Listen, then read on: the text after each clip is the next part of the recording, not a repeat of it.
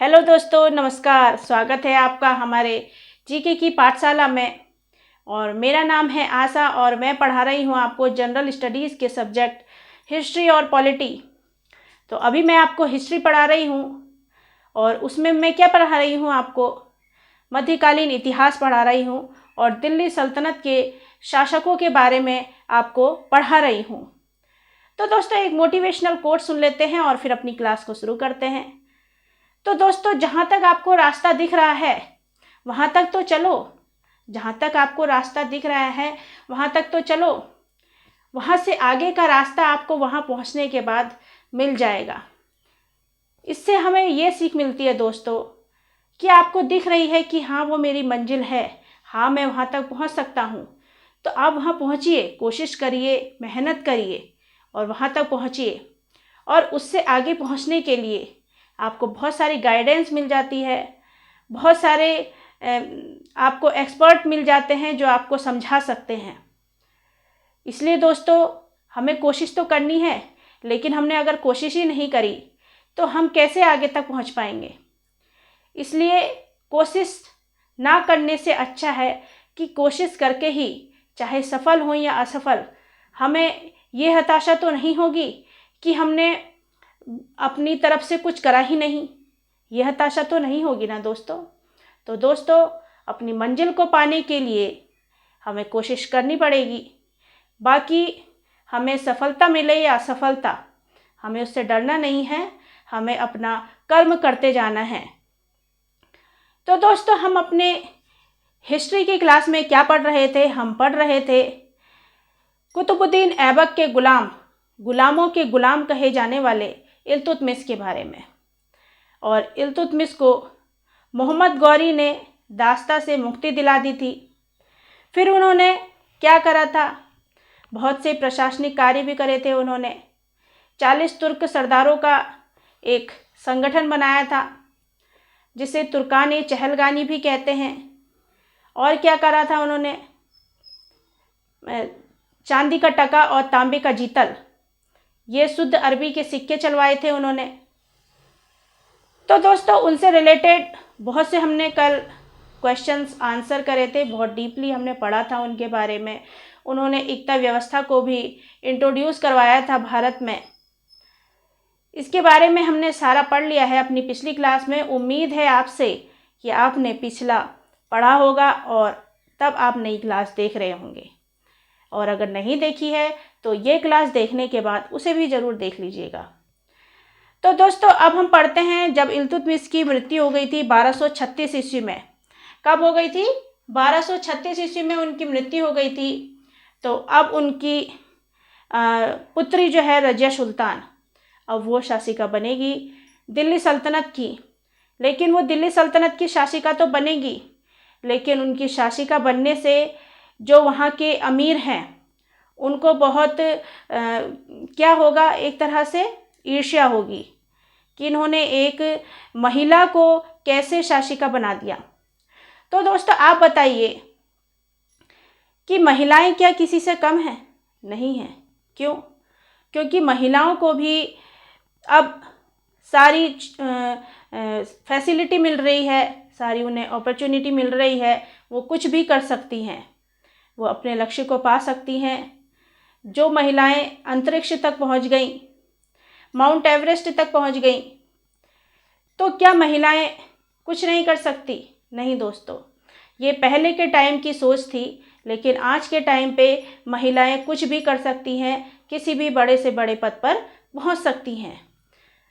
बस ज़रूरत है तो सभी लोगों का सहयोग, कि उनका सम्मान करें और जहाँ भी वो आगे बढ़ना चाहती हैं, जिस फील्ड में भी वो आगे बढ़ना चाहती हैं, उनका वो सहयोग करें। तो अगर एक नारी पढ़ी लिखी होगी, सक्सेस होगी, तो वो पूरे घर को संभाल कर रख सकती हैं, ये आप भी जानते हैं। तो दोस्तों हम पढ़ते हैं अपनी आज की क्लास को। तो रजिया सुल्तान को इल्तुतमिश ने शासिका बना दिया दिल्ली सल्तनत की। और इनका शासनकाल, रजिया सुल्तान का शासनकाल जो है वो कब से कब तक चला? 1236 ईस्वी से 1240 ईस्वी तक चला। ठीक है दोस्तों, तो इल्तुतमिश ने ईरानी परंपरा के अनुसार अपनी पुत्री रजिया सुल्तान को दिल्ली सल्तनत का शासक बना दिया। क्या बना दिया? दिल्ली सल्तनत का शासक बना दिया। लेकिन अमीरों ने विरोध कर दिया।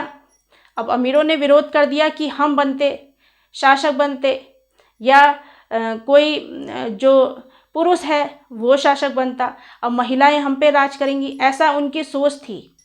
ठीक है दोस्तों, तो अमीरों ने विरोध किया।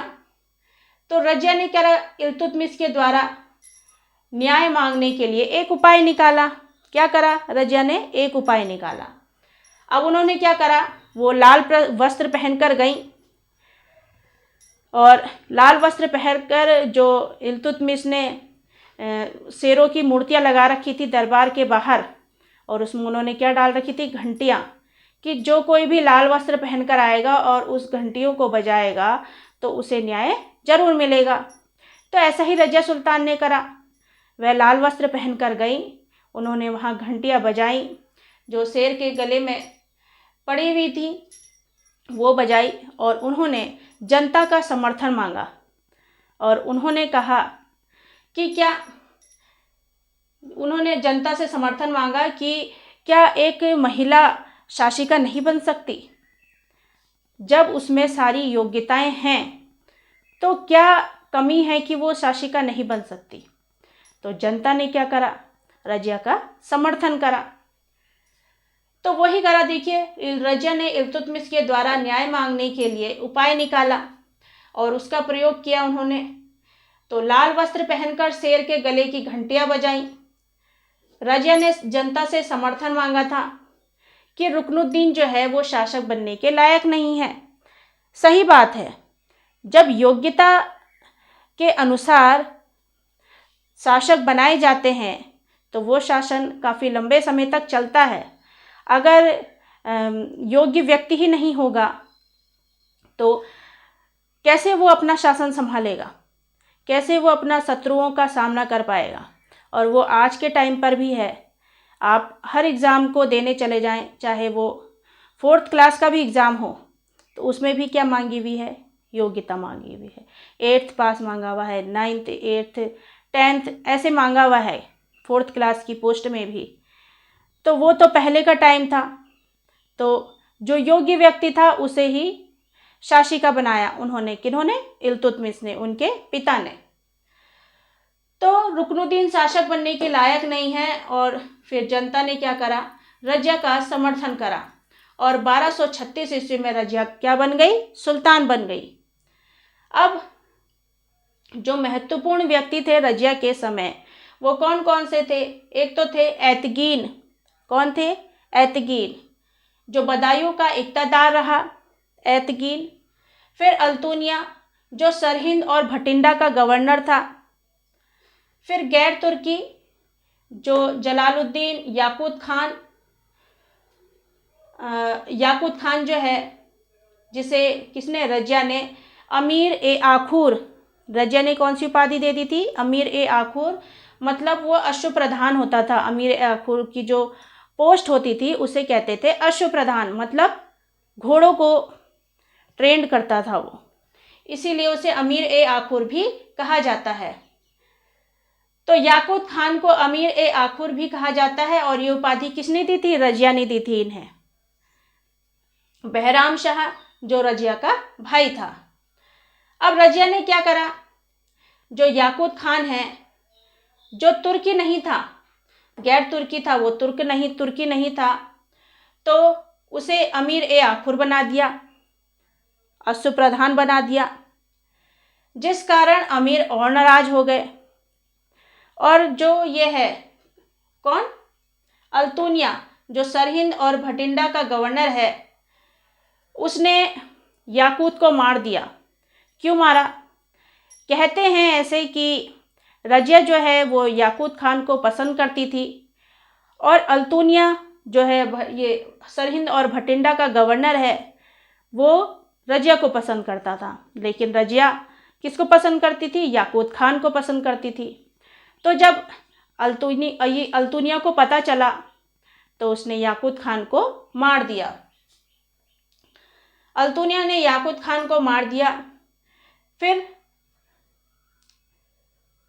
क्या कर अल्तुनिया ने क्या करा? फिर अल्तुनिया ने विवाह का प्रपोजल दिया इसे रजिया को कि अगर आप मुझसे विवाह कर लेती हैं तो दिल्ली सल्तनत की आप शासिका बन सकती हैं। तो जब क्या करा, जब वह दिल्ली पर दोबारा शासन करना चाहती थी रजिया, तो उन्होंने अल्तुनिया से विवाह कर लिया। और जब अल्तुनिया से विवाह कर लिया तो उसके बाद रजिया ने सोचा कि अब मैं दिल्ली सल्तनत की शासिका बन सकती हूँ, वहाँ शासन संभाल सकती हूँ। लेकिन कैथल हरियाणा के पास पहुँचते ही रजिया को डाकुओं ने 1240 ईस्वी में मार दिया। अब डाकुओं ने मार दिया तो इसमें कहीं ना कहीं कुछ जो अमीर रहे उनका भी योगदान था उन रजिया को मारने में, क्योंकि अमीर नहीं चाहते थे कि रजिया जो है वो दिल्ली सल्तनत की शासिका बने। अब इनका बहुत कम समय तक शासनकाल रहा। तो देखिए दोस्तों, मतलब पहले के टाइम पे महिलाओं को कैसा समझा जाता था कि जो महिलाएं हैं वो पर्दे में रहेंगी और वो शासिका नहीं बन सकती, और जो रजिया है वो बिल्कुल शासकों वाले कपड़े पहनकर आती थी, वो पर्दा प्रथा नहीं मानती थी। इसलिए भी अमीर जो हैं वो नाराज रहते थे। किससे? रजिया से। अब उसके बाद कौन आया? रजिया सुल्तान के बाद कौन आया? यहाँ तक रजिया सुल्तान की कहानी ख़त्म हो गई। अब इसके बाद आया बलबन, और इनका नाम पूरा है गियासुद्दीन बलबन। इन्हें उलुग खां और बहाउद्दीन बलबन भी कहा जाता है। क्या कहा जाता है? उलुग खान और बहाउद्दीन बलबन भी कहा जाता है। बलबन अपने राजस्व सिद्धांत और लौह और रक्त की नीति के लिए भी जाने जाते हैं। किसके लिए जाने जाते हैं?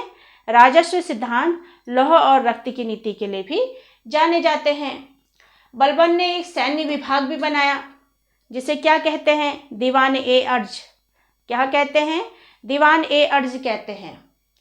इल्तुतमिश की तरह बलबन भी ईरानी कला से प्रभावित था। किससे प्रभावित था? इल्तुतमिश भी ईरानी कला से प्रभावित था और बलबन भी ईरानी कला से प्रभावित था। अब बलबन का जो कार्यकाल रहा वो कब तक रहा? 1265 ईस्वी से 1286 ईस्वी तक। 1265 ईस्वी से 1286 ईस्वी तक बलबन का कार्यकाल रहा। बलबन जो है इल्बरी तुर्क था और नसीरुद्दीन महमूद ने अपना सारा शासन किसे दे दिया? बलबन को दे दिया। नसीरुद्दीन महमूद जो है वो टोपियाँ सिलकर अपना जीवन बिताता था। वो बहुत सादा जीवन बिताता था, इसलिए उसने शासन नहीं लिया और बलबन को सारा शासन देकर वह चला गया। तो वही है, देखिए, नसीरुद्दीन टोपी सीकर अपना जीवन गुजारा करता था। अब 1240 से 1265 के बीच जब दिल्ली में शासन चल रहा था, क्योंकि बलबन कब आया था? बलबन तो 1265 ईस्वी में आया था। अब जब 1240 से 1265 के बीच भी तो कुछ हुआ होगा। तो क्या हुआ? उसके बीच दिल्ली में शासन किसका चल रहा था? रजिया के भाई बहराम शाह का चल रहा था। ये देखिए, बहराम शाह जो रजिया के टाइम पर आए थे व्यक्ति थे, वो कौन कौन से थे? एतगिन, अल्तुनिया से तो विवाह कर लिया था। किसने? रजिया सुल्तान ने। गैर तुर्की जो याकूत खान था उसको किसने मार दिया था? अल्तुनिया ने मार दिया था। बहराम शाह जो रजिया का भाई था और रजिया के मरने के बाद उसने शासन किया। तो दिल्ली में शासन किसका भाई चला रहा था? रजिया का भाई चला रहा था, बहराम शाह, जिसने नायब ए मुमलकात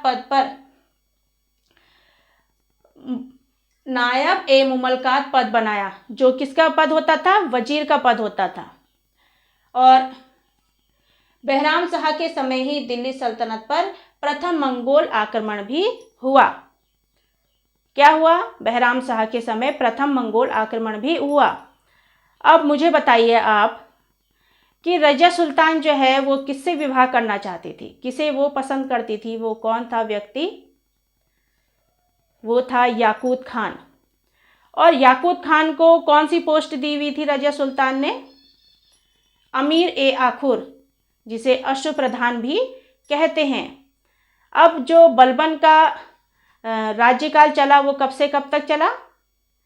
1265 से 1286 ईस्वी तक चला। ठीक है दोस्तों, अब जो गयासुद्दीन बलबन है, इन्हें और किन किन नामों से बुलाते हैं? उलुग खां और बहाउद्दीन बलबन के नाम से भी इन्हें बुलाते हैं। और ये तो मैंने आपको सारा बता दिया है कि इल्तुतमिश ने न्याय मांगने के लिए अपने दरबार के बाहर शेरों की मूर्तियां बना रखी थी और उसमें क्या डाली हुई थी? उनके गले में घंटियां डाली हुई थी। जो भी लाल वस्त्र पहनकर आता उन घंटियों को बजाता तो इल्तुतमिश उन्हें न्याय जरूर देते। तो ये था किसके बारे में? रज़िया सुल्तान और बलबन के बारे में था। अब इससे आगे हम अपनी अगली क्लास में पढ़ेंगे। तो मेरी क्लास आपको कैसी लगी ज़रूर बताइएगा। तब तक के लिए अपना ध्यान रखें, स्वस्थ रहें, खुश रहें। Thank you.